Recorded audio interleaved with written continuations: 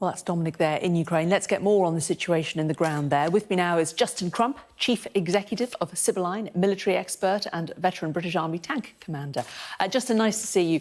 Just give us the latest, sort of from a more strategic point of view, about what is going on in Mariupol, what is going on in these steelworks. Yeah, absolutely.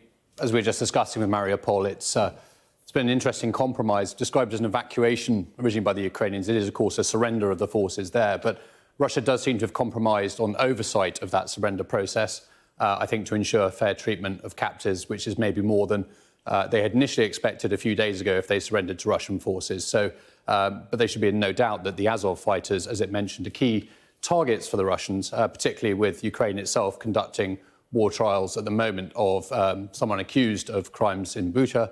And I think we're going to see that balancing act with Russia in return, effectively politicising the Azov capture, and that's going to develop over the next few days.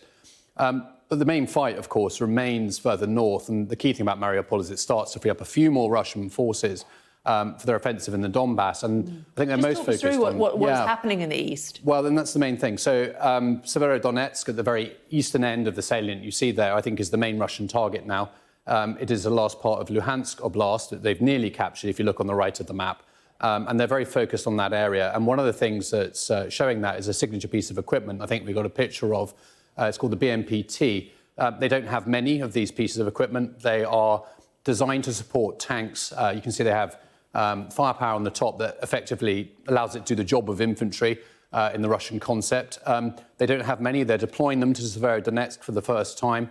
And I think it's a sign of how Russia is both scraping the barrel in terms of the equipment it can deploy, but also is very focused on the capture of that city more than anywhere else now. So we think that'll be a growing area of fighting, certainly in the next few days, as Russia really tries to focus on capturing that and capturing Luhansk. But as we move around, they're rebuilding in Izium. You might recall that's their bridgehead over the river. And the Donetsk is a really important feature of this battlefield. Both sides are having to deal with it. Russia failed having crossing it earlier in the last few days, and we're seeing coverage of that. Ukraine seeming to have more opportunity around Kharkiv, and you can see there where they're gaining some ground there and getting across the river and actually pushing towards Russian supply lines. And that's definitely causing the Russians some concern. And then finally, just at the top of the map there, we've seen Russia come back across the border. They're using artillery and raids on the ground, quite a small level. But I think we got some footage of Russian artillery actually in action. And this is coming from Russia back into Ukraine in areas that Russia previously left in the country.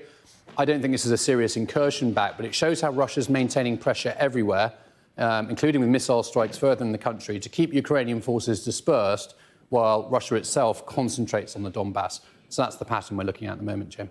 OK, Justin, thanks very much. Thank you.